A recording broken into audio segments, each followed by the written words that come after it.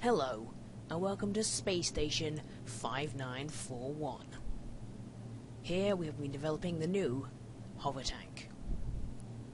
Now, this monstrosity, this colossus, has taken years to perfect, and now I will be releasing it to the world.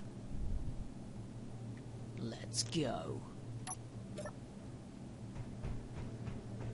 So, this station won't look that good. That's because I just wanted something to, one, test my project, and two, well, to have it on. Now, this is my first Steam Workshop submission, so I'm kind of new to this whole procedure, so excuse any newbiness. So if we power up this ship, you'll see that it has a lot of thrusters. So I'll just go and give you a demonstration for those who want to see how it works. I will then do a bit of, or just showing you generally how it works. So as we move it around, it doesn't look that impressive. It kind of looks like I am just telling you where to go, but I assure you I'm not. So as you go up to like an area of elevated position, I'm not holding any controls right now. It is going up itself. Now you might not think this is that impressive at all, but I'm thrilled with it as I'm not much of a professional builder. So it's able to handle that very well. I'm now just going to hold the forward key and see what happens. I lied. Do that too much and it will crash. It just takes a little bit longer to go up. I could up the speed. Yeah, you can. I'm just doing this for kind of safety. I want this to go well and not completely mess up. So as we go up to this area here, you'll see it handles going up quite well. And I'm going to be honest, it isn't going to be something that will be that functional, really, unless you have a massive space station battle, because it's going to be quite vulnerable to quite a lot of fire. Sorry for my lack of being able to speak. But this thing is quite slow, quite incapable. So one of the things is the sensors actually detect that, actually tell it whether to go up or down, or actually underneath it. So it'll take a while to register it's actually come off that area. So just to show it able to go down, I will just rotate it on this side. So there we go.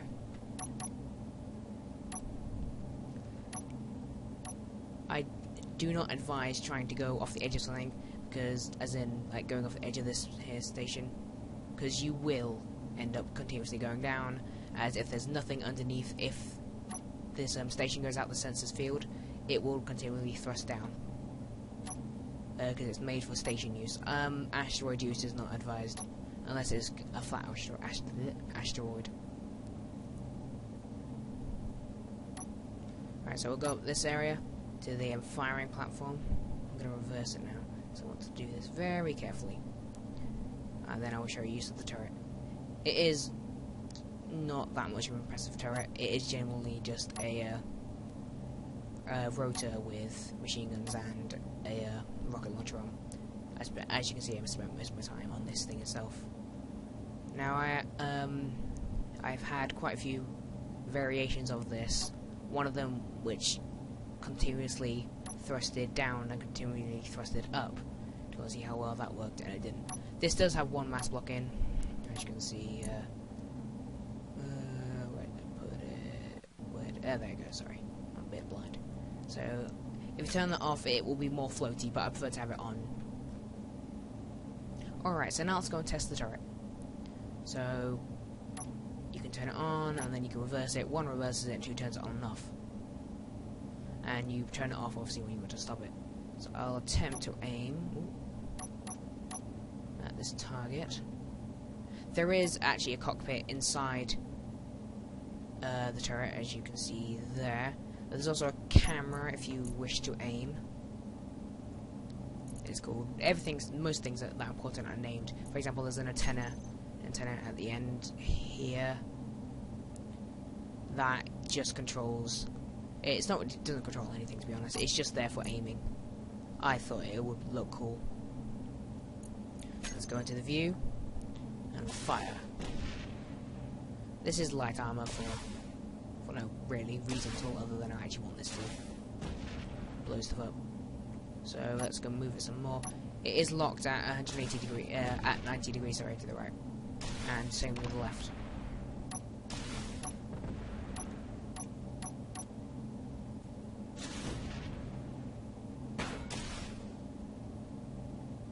So yeah, I'm pretty sure I just broke something. So I heard a clang. Just a quick note as well.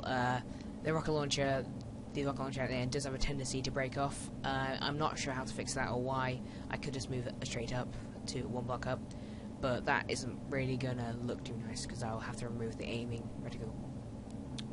So yeah, it can move back.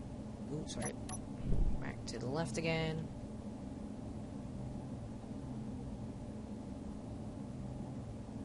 There we go. So yeah, it can. The camera can be controlled like externally because it is obviously linked by a antenna. But I wouldn't recommend it because you can't really control the rest of it. I just thought I'd just tell you that.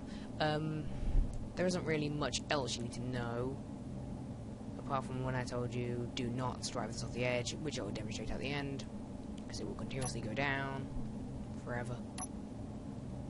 So you've seen this thing in action and you've seen it, how it works. So I now drive this off the edge and bid you farewell. Thank you for watching, and please give this thing a like and subscribe to it so you can see how cool it is really. Goodbye.